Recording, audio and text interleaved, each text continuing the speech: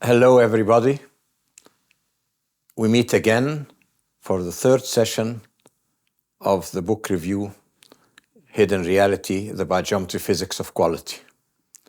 Now, in this session, we're going to deal with chapter or part 5 that deals with perceived reality. We've touched on perceived reality in our previous talks. We spoke about left brain perception, right brain perception, all that. So I don't need to go into those details again. So I'll take it from there. Assume we already know the difference between the two types of perception. And we'll take it there. And from there, we go deeper into trying to understand perceived reality. I will not deal with it exactly line by line as it is in the book. I will just take the topics in the book, sometimes go beyond, sometimes say something that's not in the book.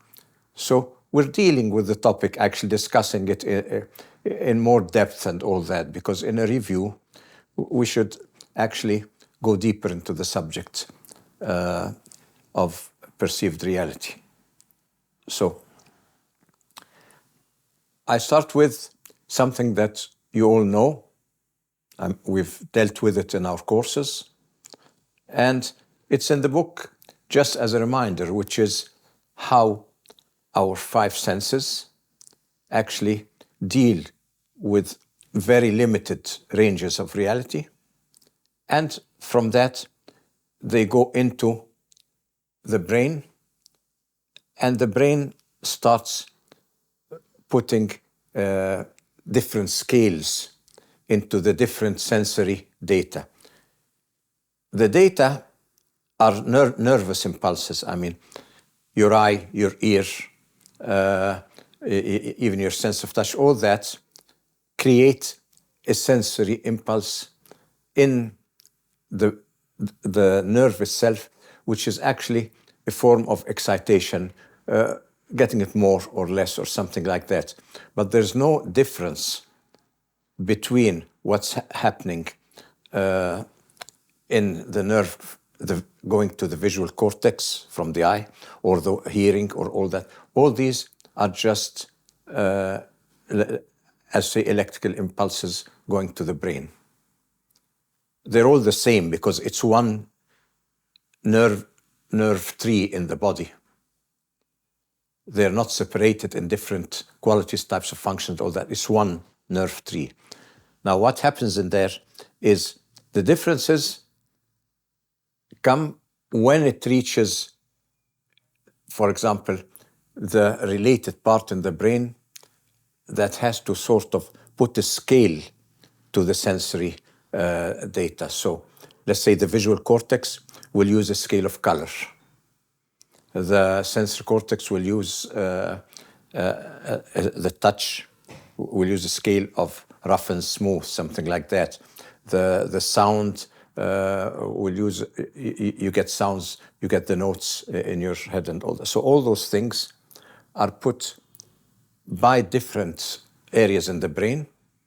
They're put together, and then all this mix of scales of data goes into a meaning level in the brain. The meaning level is the database of all sensory perception of memories and all that. This database has a lot of cultural inputs also. It has shape inputs, it has sound inputs. It already has lots of things in it that have been given meaning before. So the sensory perception, as it goes into the database, there's an association. The personification of the sensory data depends on similar data inside the meaning level of the brain. So the meaning level of the brain takes all the senses, creates a reality, and this reality is projected outside. Now, projection means energy. And what type of energy is in this projection? Let's take colors, for example. For the brain to produce colors, the brain has to produce light, because every color has a certain luminosity. Yellow has more luminosity than blue. Red is somewhere in between. So the brain is actually producing the light that is projected in front of you. This is produced by the brain and projected outside within the colors. So perceived reality is a projected reality. The projected reality here is based on sensory information. So let us look at it that way. We have our vibratory instruments that goes from 0 to infinity, and all different types of vibration. This is 0 here, this is infinity, and somewhere in here you have the ranges of sensory perception, of color, a range for color, a range for sound. All the sense perception is very limited in a certain range here. All that is unperceivable to our senses, and all this part is unperceivable to our senses. So actually, the perceived reality is only a fraction of the information from the total reality here, from the total vibrationally reality. But there is one thing, it's not just a difference in vibratory level. You shouldn't just think of it as vibrational range. No, the total absolute reality has everything and its opposite. So it has everything in a sort of a formless energy soup. Now, the senses here take the certain type of information and give it form. They produce a sort of a world, a reality that is projected again on the background. The background is actually the formless absolute reality. So this is projected on that background. So it is just like having a bottle, and the sand in the bottle, you have 10 colors of sand grains in the bottle. They're mixed together. So all what you see is a gray mass of sand, is undifferentiated. Now, if you wear glasses that only see the green sand particles, you'll discover a pattern. So all of a sudden, a pattern arises out of the nothingness or the everything. So your sensory perception created a personification. Personification means also a separation of the object from the background through imposing a certain pattern on it that existed in a diluted way in the background, but now you have fished it out and produced our world. So, okay, now that you have produced our world, let us look a bit deeper in the sensory reality that we have. For our 5 senses to work, the body has to be alive. And as we said last time, sensory perception, or the me, the Ibrahim that's in front of you, the me is a secondary aspect of my life.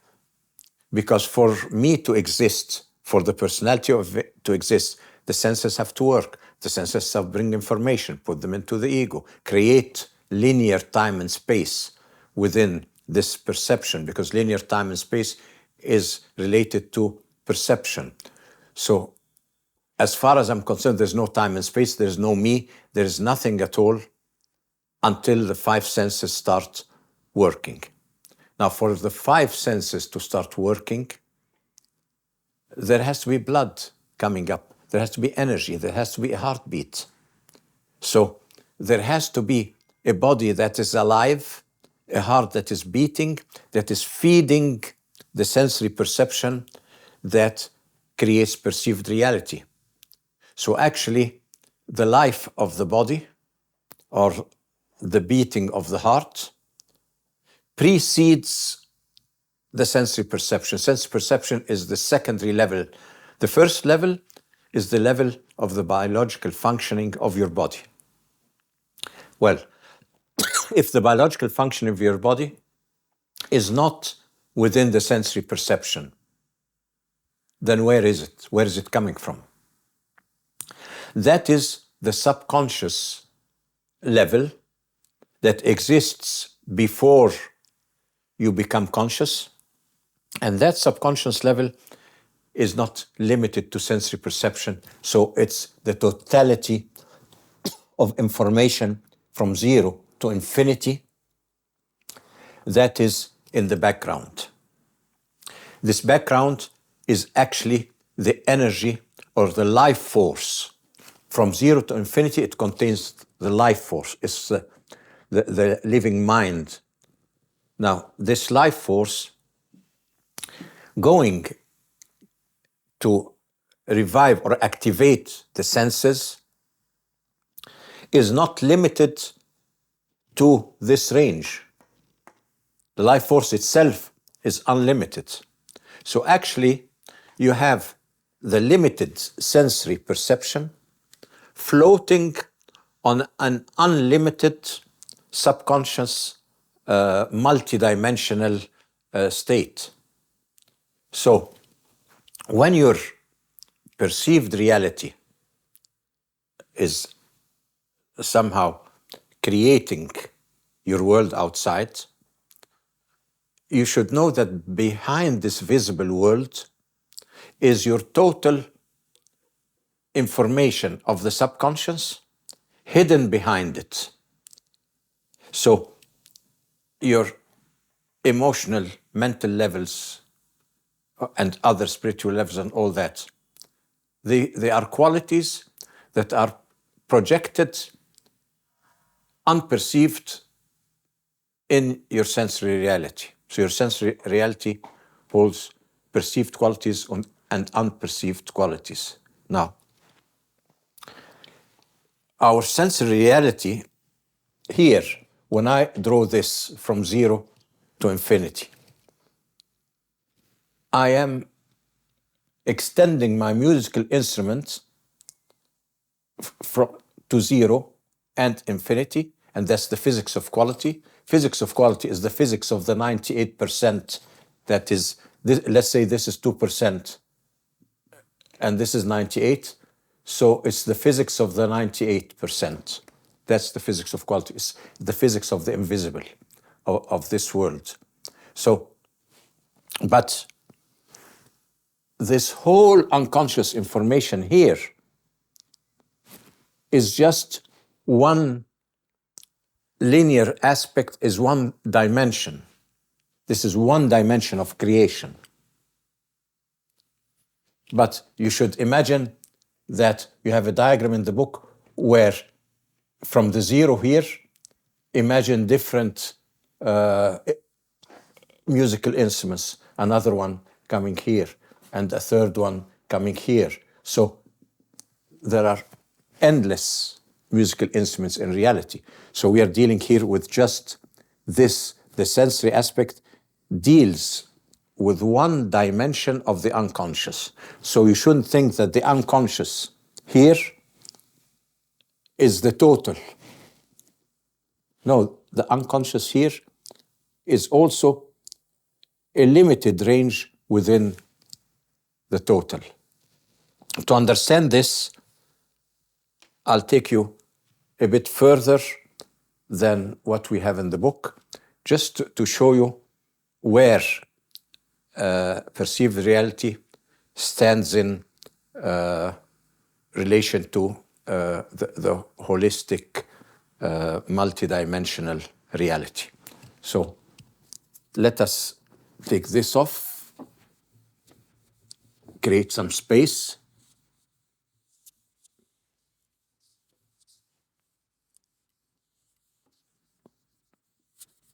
And let us go to our beloved Psychon again. So in the Psychon, as you know, we have the divine level up here, where point is equal to center and periphery. And then you have the potential level, primordial sea, where you have all the laws of nature here. All the laws are present here to govern the emergence of duality, because duality has to be governed by laws like the law of time, like all that. So here, pure consciousness. Here, consciousness starts structuring itself in laws. And then here, it's projected here, you get the centering in duality. There's a projection of this center, and you have the zeron. And then you have around the zeron, you have the pulse. Here, the board is a bit wet, so it's not showing properly. So I'll just maybe dry it up a bit.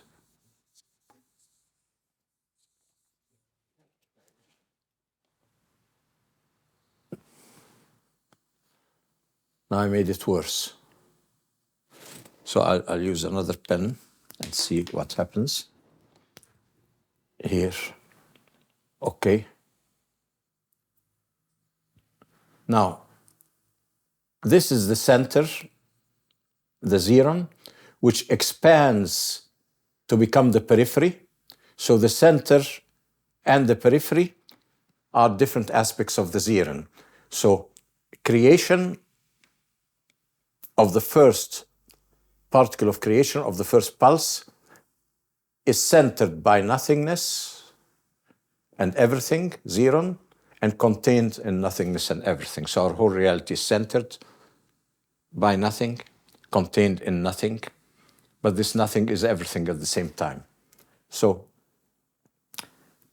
let us take now the expansion that happens here, and we get this axis coming out here. Because I'm taking only one axis from the multiple ones. As they get wet, they're not drawing anymore. Here I have, you see, I have here the difference in all directions, because it's an expansion in all directions like this. Now, I'm taking just one of them. I'm taking one of the axes here.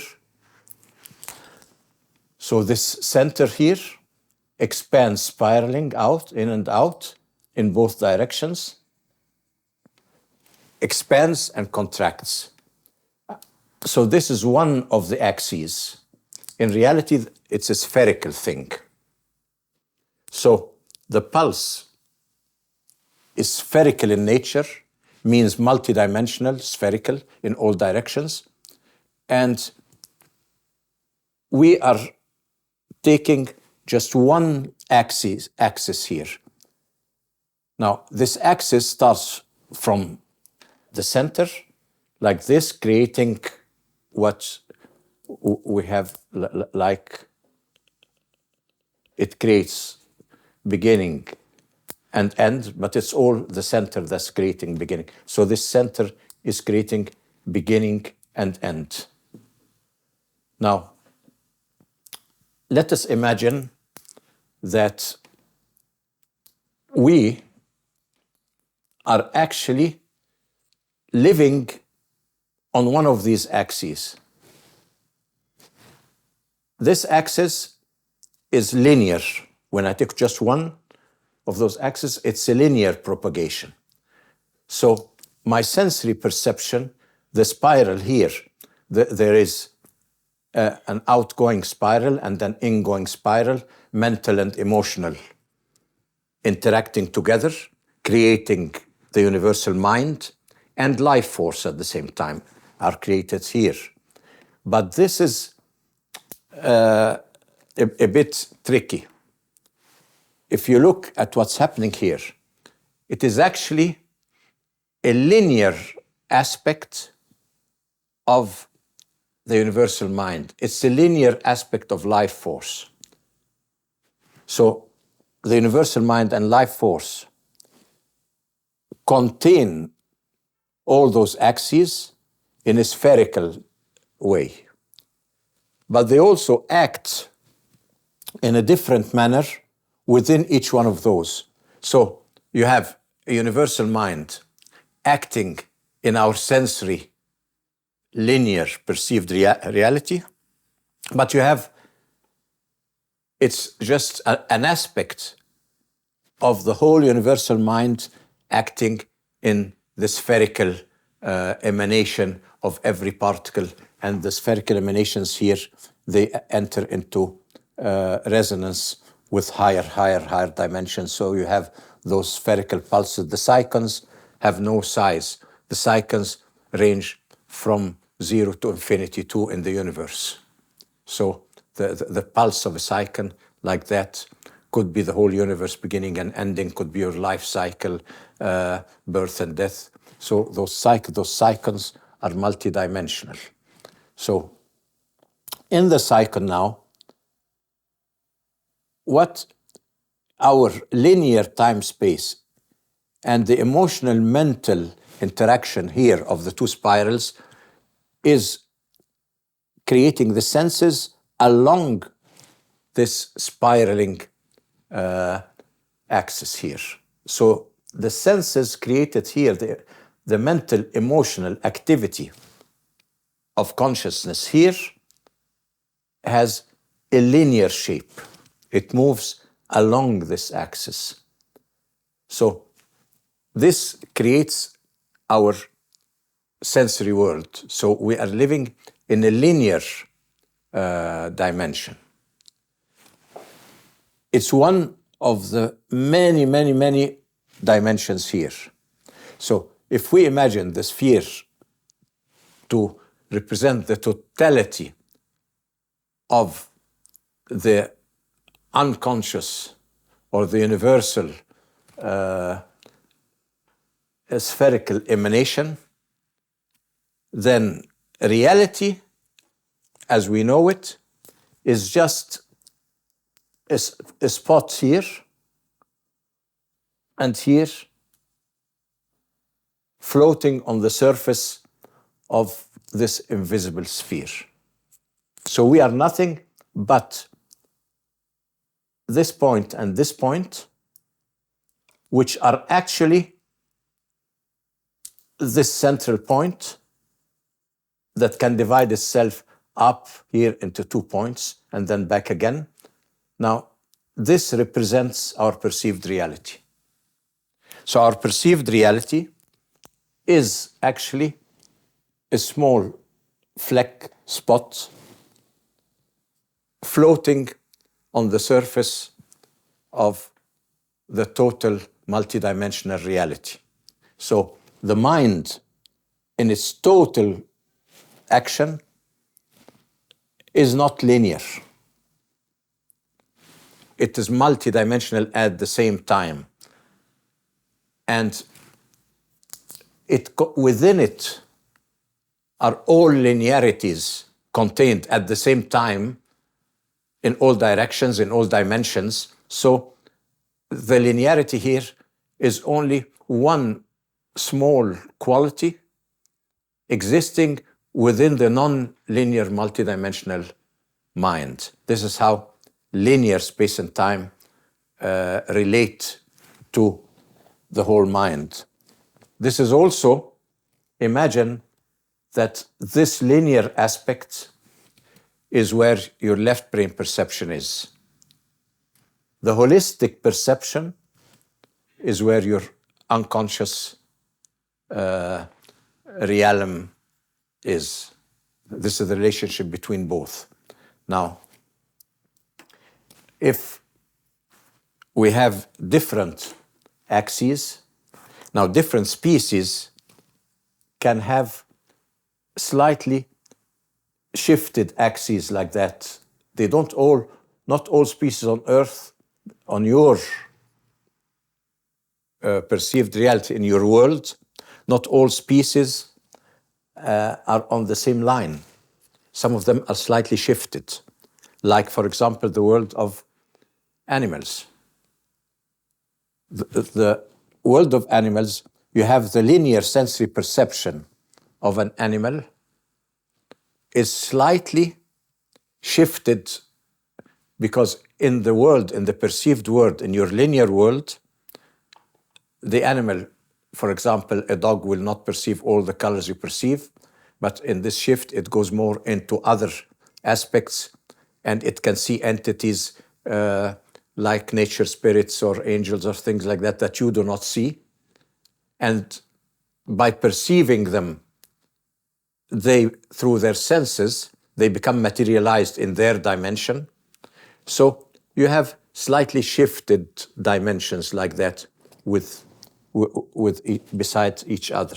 The dimensions are shifted, and they are all in this background here. Now, the shifting of dimensions is not, let's say, equal in perception, because human perception, or the Adamic race, the full free will, is somehow trapped in this linear thing. It's totally left brain. The right brain is in the background. But in the animal, the focus of perception is in the right brain. So the differentiation between the axis, the slightly shifted axis of linear space of the animal, it's actually fluid a bit in the background, in the multidimensional background. It's not a straight line like our linear perception of time and space. No, in the animal, the linearity is somehow with slight fluidity within the total thing. So the animal is run, the linearity of the animal is somehow superimposed by the will of the total, while we are separated. So our perception is a world where we have separated the linearity of the senses from the background, because this background has all the laws of nature. In the animals, the background affects and controls the foreground. So in the animal, the background will, in a way, control the senses. So that's why the animals will have a weak identity and a more herd aspect in their mind. But the human being has gone through a shift of perception in the left brain, and this total shift in the left brain breaks the hold of the subconscious. The subconscious is not separated. It's because it's the main one working life in your body. But perception-wise, a separation has occurred. This perception separation between left and right has made the left totally independent from the control of the subconscious, of the right brain. And this is the beginning of free will. So ancient humanity or primitive humanity, you know that we have human remains discovered that are maybe 3 million years old. Now they look from outside, the bodies, okay, very similar to ours. But what differentiates us from them is the energetic constitution. There cannot be the same species. So the energetic constitution, like for example, if you have a gorilla and a human being. Okay, there's a similarity, but one is an animal and one is a human being, meaning one is run by the forces of nature. They dominate its actions, while the human being, has free will over his actions.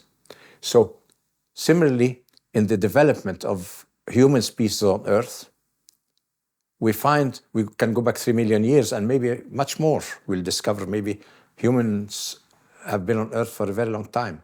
But the Adamic race is the time that those humans living on Earth acquired free will.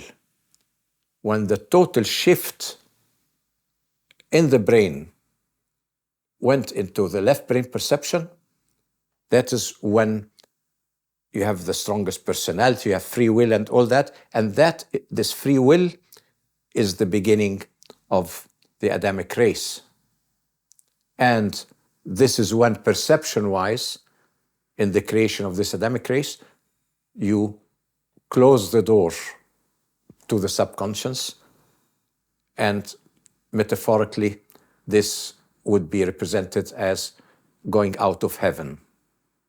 Heaven means the totality of creation, living in the total bliss, and acquiring your own free will takes you out of this heaven and takes you into a world where your choices dominate your actions, and the subconscious is there in the background. This is the state of humanity and the state of our perception. Now, let us go a bit further in this perception. On a conscious level, my senses personify everything around them, because the brain now, in linear time and space, there is cause and effect, there's before and after. There is personification of everything. Everything has to be translated, personified. Personification means what? Means separation. So here, this axis, through an act of personification, the axis is separated from its background. So the awareness becomes, the axis becomes everything. The rest is pushed now into the background. And with this personification, that happens through the senses, because now the sense of touch separates me from my environment, and the mind cannot comprehend things unless they personify and separate them from the surroundings in order to understand them. And with this personification, we lost the sense of unity with the background. Like I just told you a bit before, that sensory perception is secondary to the universal life of the body. So actually, what makes your heart beat is the universe, because your heartbeat has to beat before you exist. It has to beat as a precondition for your sensory existence. So the universe in you, running all the biological functions in your body, is not limited to your personification. Your personification is only in your left brain perception. So let's take an example here to show you that you are not separate from your environment on an energy level. We get most of the energy from the sun, but we have no organs that can actually take in this energy, transform it into chemical energy, transform it, give it materialization so that we can live. Otherwise, we wouldn't need food. We can just get all the intake from the sun. But it's not so. So here, the function that is lacking in my body and that's transforming the sun's energy, to chemical energy, to something that my body can materialize and rematerialize and take energy back from it. So there's a sort of materialization and dematerialization, so the body benefits from this energy. I don't have an organ in my body that can do this function. But there's an organ outside there that is part of my energy cycle, and that is the plant. So the plant here takes this energy and assimilates it, transforms it into chemical energy, into chemical substances. Then I eat the plant.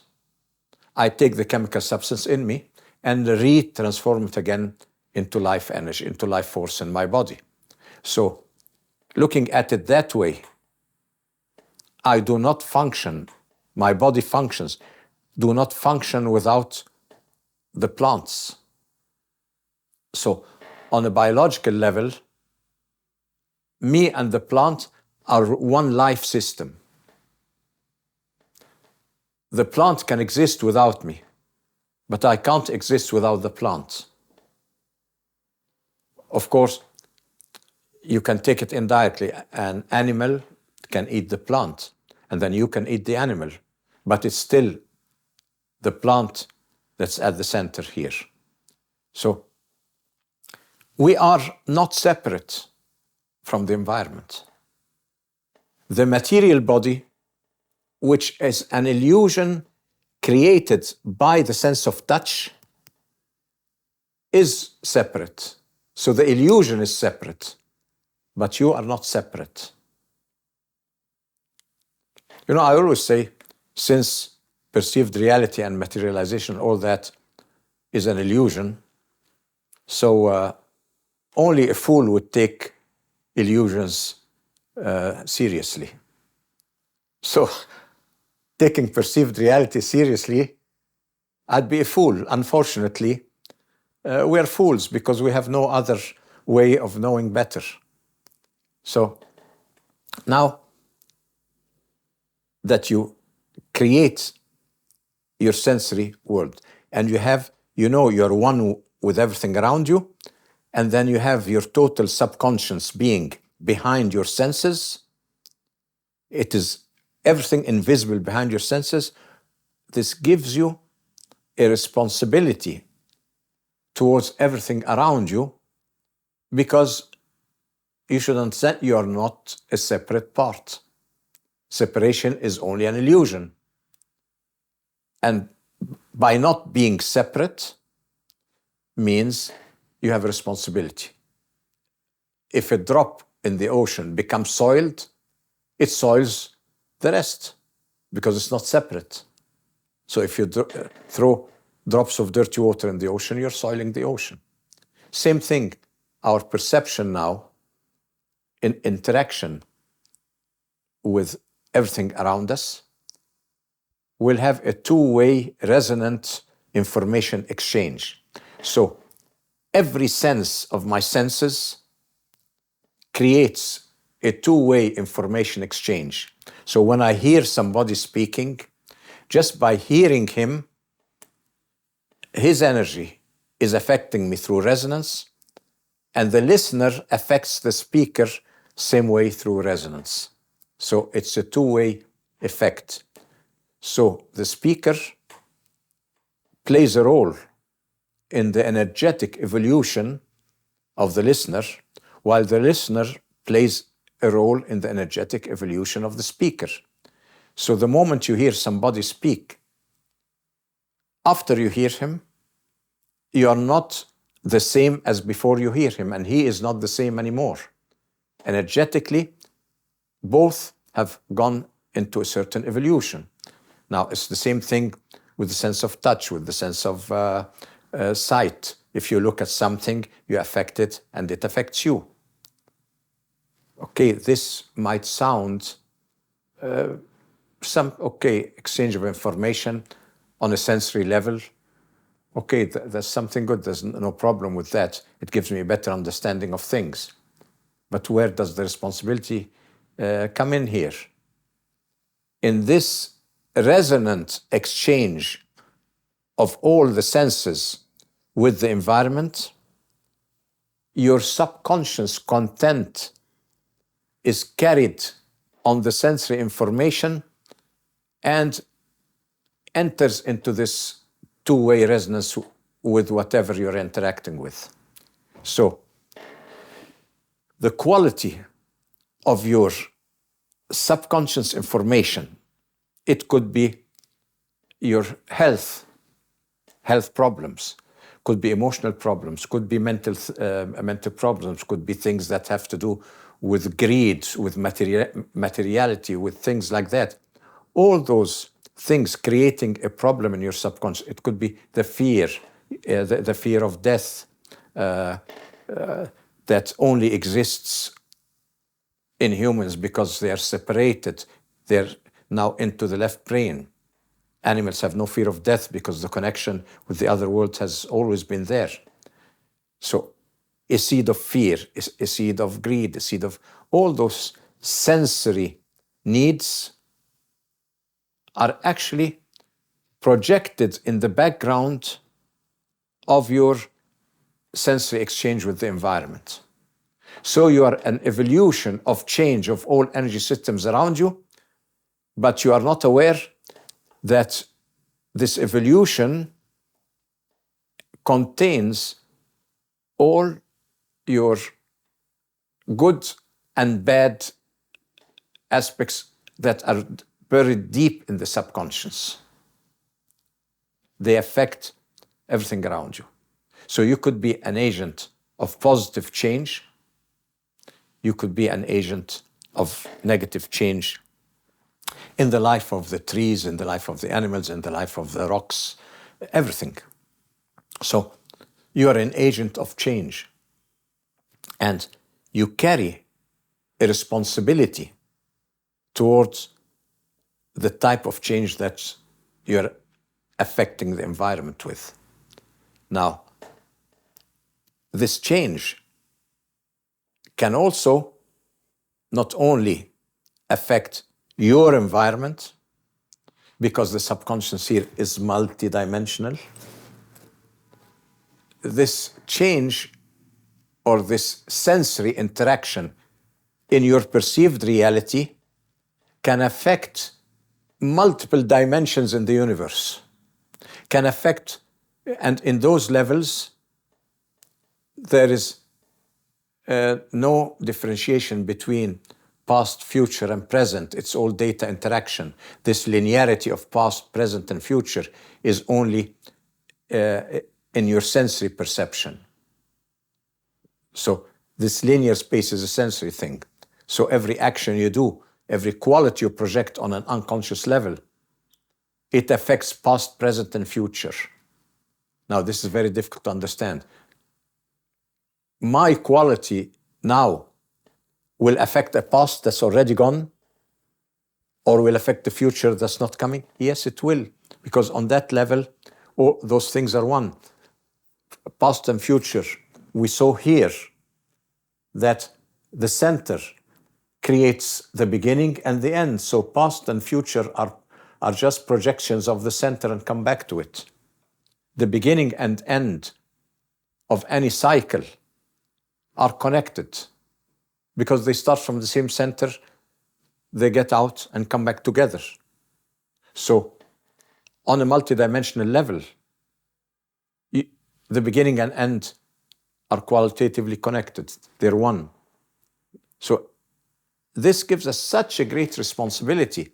How can I not negatively affect the environment?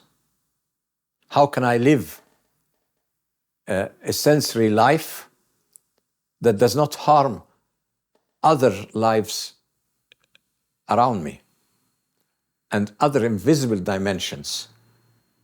Now, there is a little law in biogeometry that you all know, that when we use the energy balancing or the material balancing wheel, it works on the assumption that when you take a very small sample from any material, it contains all the information of that material.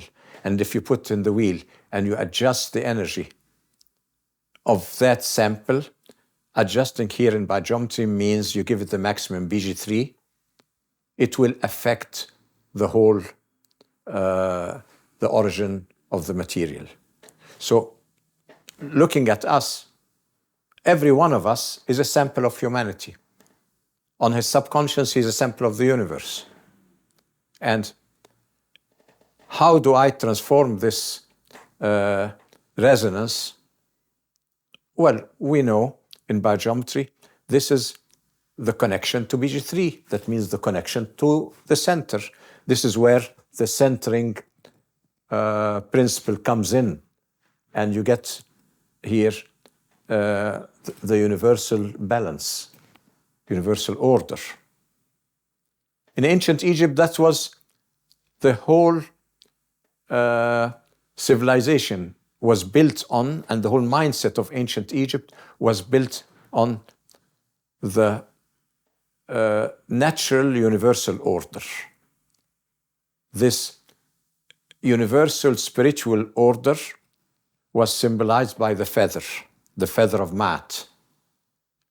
To have this universal harmony, you have to resort to the connection in order to amplify the centering effect. So this makes things very simple.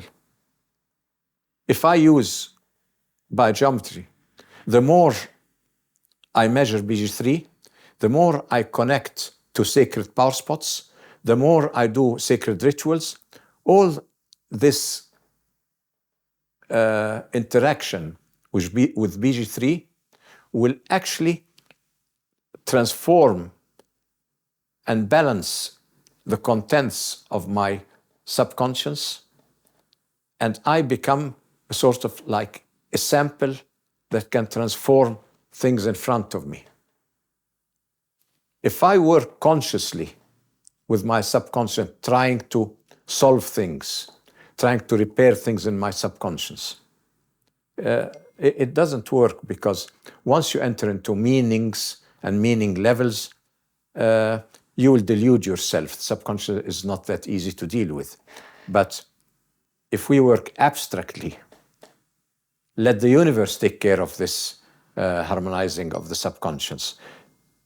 This happens by using BioGeometry to amplify the BG3. That means to amplify the centering effect in everything around us. That means we connect to the laws of ultimate balance. That means we produce excellence of action.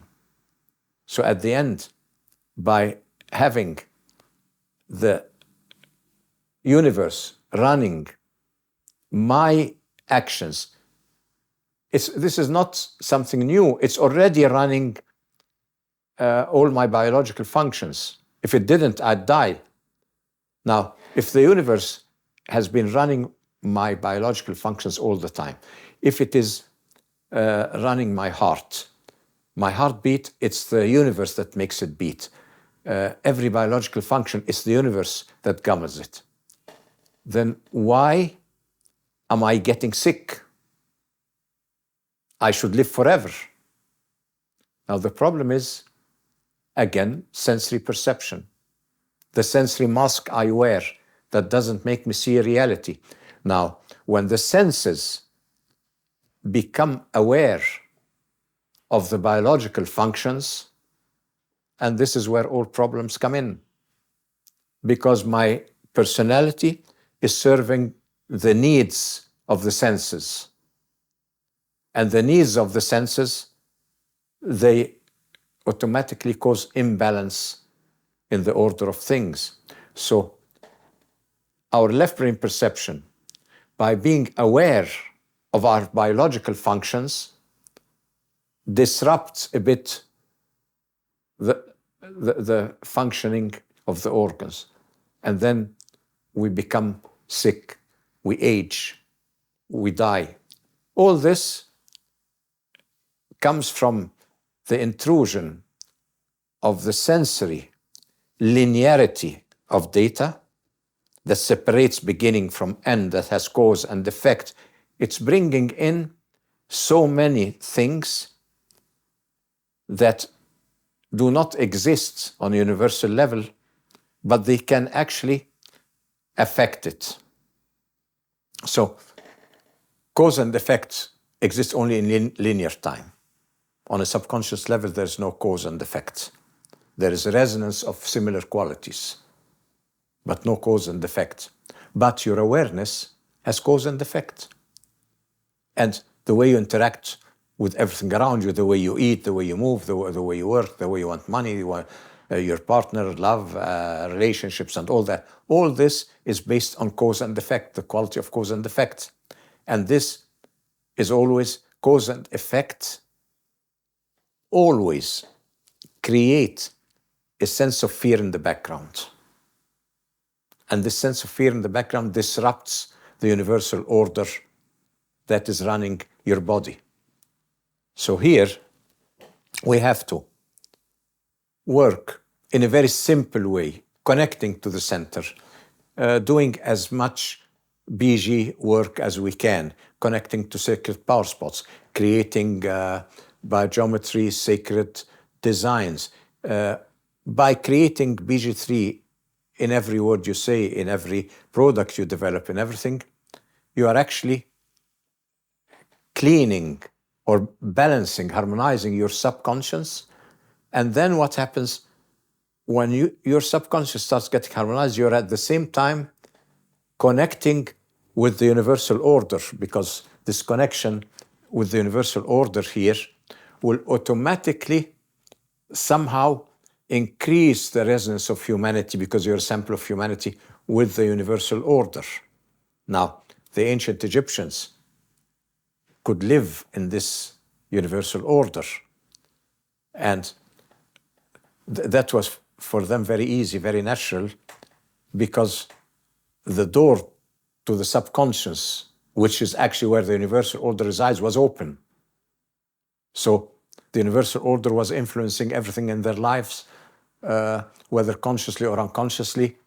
They lived in harmony with the universal order. So they could say the universal order is actually governing our perceived reality. So this is a state where you consciously govern perceived reality with the universal order that is also working on an unconscious level in perceived reality. So it's working on two levels, conscious and unconscious. But we have closed the door. So all this is gone. This universal harmony is gone. It will take a lot of work on perceived reality to actually connect with the universal order, universal balance. And a practical way of doing it, like the centering aspect in biogeometry, will actually relieve you from the responsibility that you hold towards the evolution of all other things that you interact with your senses. So this is showing you that sensory reality is not such an easy thing. Perceived reality is not just the world I live in and that's all. No. It is part of the whole, although it is separated because your awareness sees only the linearity, but it's part of the whole. Mind works here in a linear way, but it's still embedded in the universality of multidimensional mind. Time here, linear time, works in a linear way, but it's just an aspect, it's part of universal time. So it's a matter of perception. You concentrate here, you have linearity, you get out of this concentration, you have universality.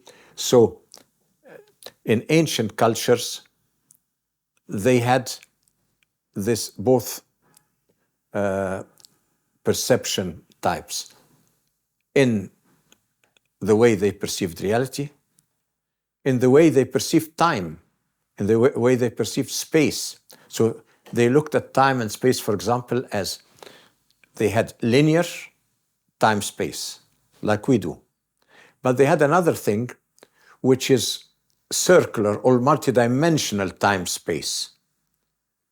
And the linear was only a part of it. So they understood that the linear was part of the multidimensional. So they used to draw, for example, the multidimensional time, multidimensional space, and all that. They used to sometimes draw it as a circular, a snake biting its tail, or the Ouroboros, or the sign of infinity.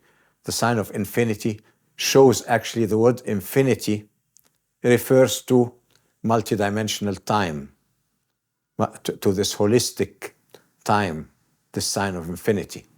And having both times together, so you had the holistic time, they call that nah. And we still use this word in Arabic today because our Egyptian language has a lot of ancient Egyptian words in it. So nah, we use it when you sort of bend like that, go to each side a bit. You sort of, you know, you're doing this, you know, nah. That means take it easy, you know, just be part of everything. So we say in Arabic, nah, which comes, that's the word the ancient Egyptians used for circular time, for universal time. So we have those two aspects of time. You will only be aware of the other time, multidimensional time, when you take off the mask of the mortal soul. Because if causality, beginning and end, and this linearity is part of the mortal soul, that means of perception is the sensory soul, that means the sensory soul has to follow the linearity, has to have a beginning and has to end. But on the other end, in nah time, in universal time of your unconscious, you don't have this linearity. You have resonance, and resonance has no beginning and end. So you have a soul that is actually immortal. So we call this the immortal part of our soul. So in ancient times, primitive humanity, in animals and all that, the mortal and immortal souls were somehow merged together in many ways. Then with the great shift in the brain, modern humanity got a separation of mortal and immortal souls. It's a separation in perception, in awareness. But in reality, the mortal one floats on the immortal one. So we have a sort of perception-wise, we are a dual soul entity from a perception point of view, because we don't see the relationship of the mortal to the immortal soul.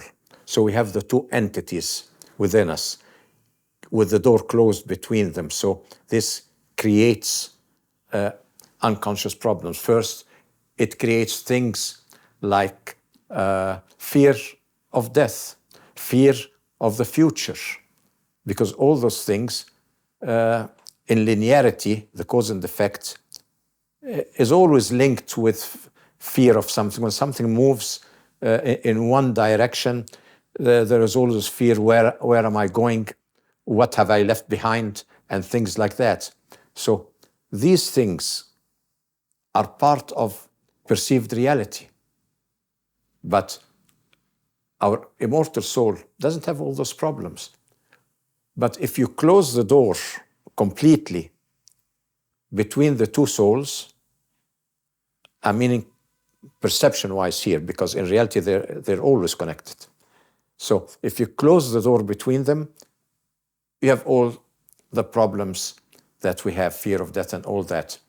If the door is still ajar or opened, like in primitive humanity or in ancient humanity, there's no fear of death, there's no fear of the other world, because your perception works here and there at the same time.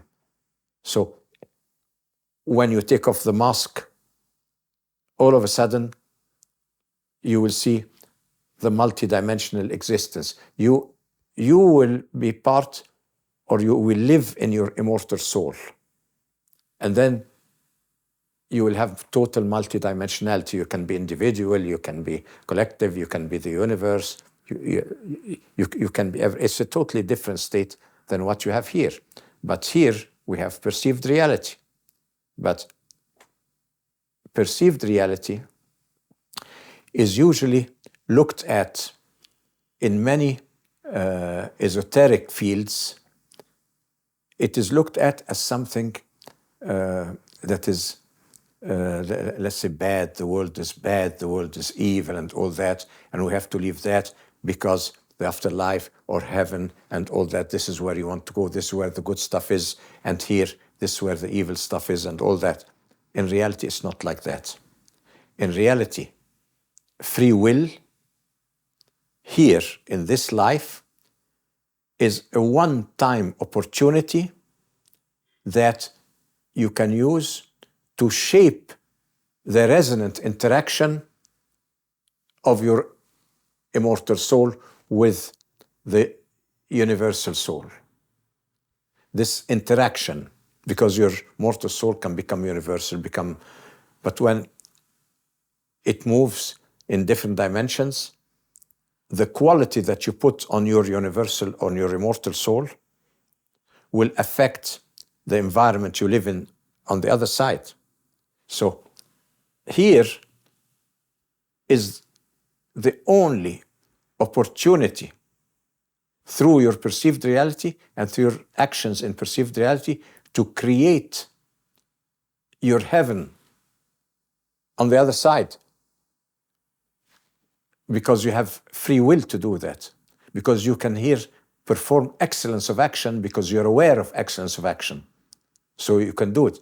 But if you think that what I do here is a bad thing, or I'm going to come again and again and again, and I'll have more opportunities because I'll have many lifetimes, I'll reincarnate more and more. You will not reincarnate. Don't worry about that. Because your personality, the you, your mortal soul, is a sensory product of the interaction in this lifetime. That makes you. Once you take off this mask, there is no you again. So if there's another entity living in the future and the past, it can't be your reincarnation. It could be a vibrational relationship, but it can't be you. There's no cause and effect link between them. Now, where are my reincarnations? Well, my reincarnations are very simple. All the reincarnational effects are happening in this lifetime within me as I progress through life. So all incarnations exists in this sensory linear lifetime. How does that happen? Now, when let's say I like to draw. When I enjoy drawing, then I look at Leonardo da Vinci's drawing and all that. I have created an affinity, a call. Now, this affinity on the subconscious level, on the immortal soul, will resonate with similar people. So all of a sudden, I will resonate on the higher level, on the immortal soul level with Leonardo. Part of my information will go to Leonardo and part of his information will come to me. So I'm actually I'm part of his life and he's part of my life. But I cannot resonate with all of Leonardo. I'm resonating with one aspect of him. That's the aspect I called for here. If Leonardo had a vice, and this vice does not resonate with my life today, it will not, there'll be no resonance, it will not come over. If he was a drunk for some reason or something like that, I won't become a drunk in this life because he was a drunk. I will only resonate with the things my subconscious calls for in his life. And I will only give him the things that relate to that aspect in his life. And so on, many lives enter into, not total lives, many aspects of lives of other people. They enter into my energy system as I live, and they play a part of my evolution in this life. So all reincarnational processes are happening here and now in your inner development, and you are affecting them as much as they are affecting you. But there is no cause and effect transfer, because we are speaking about the immortal soul. There is only resonance. So you cannot transfer guilt from one life to another. You cannot have guilt that Leonardo has done something wrong, I pay for it today. Does not happen. Because this is linked to linear, to cause and effect. And cause and effects only works in sensory perception. It doesn't work when dealing with things like afterlife or dealing with things like reincarnation. Now, in sensory perception, everything that happens in the immortal soul, in the universality of the total multidimensional universe, when I seek this information, whether channeling or any other way, I seek it by, it has to be translated into my left brain consciousness. So what you think you know about other dimensions is your translation based on your cultural database, because first you have to take an information. It is timeless and spaceless. So you have to put an aspect of time, imprint it with time, imprint it with space, in order to fit it in your linearity. So you're putting two constraints on the information. And then you take this information, you have to personify it, otherwise your brain, you cannot perceive it in your left brain. How do I personify it? I take it into my cultural database. And there I give it meaning, I give it form, I give it shape in my cultural database. So all the information I have here from other dimensions is a translation based on my cultural content here. So one shouldn't go into looking at, let's say, reincarnation with cause and effect. Somebody is born with a certain disability, then I say he's paying for something he did in a past life. That is not acceptable, because you should have compassion towards such a person, not blame him, because he is not paying for anything. He, on a higher level, he has chosen this disability as his test in this life. And maybe this disability is what actually will shape and give beauty and ultimate, let's say, bliss to the universal soul. So let us not look at everything with our perceived reality and confine it to our linear mind, because this is an aspect of the universal mind working in linearity here. So today I just went through a few things like that related to perceived reality. I know I didn't stick to the book. So you have some different aspects that some relate to the book, some are not in it, some are maybe from my next book. You know, there's no way I have control over my sensory or unsensory or immortal or mortal souls. I have no control over those. So what comes out, comes out. Now, I think we have had more than an hour now with this topic. So I thank you for listening. And I hope I didn't mix you up too much. You can always ask questions and I can always address them in my next talk. And see you again in session 4. This was session 3. We dealt with perceived reality. In session 4, we will go into the next chapter and start dealing with time. So until then, stay well and enjoy life. Enjoy your perceived reality and start transforming the universe. Thank you and bye-bye.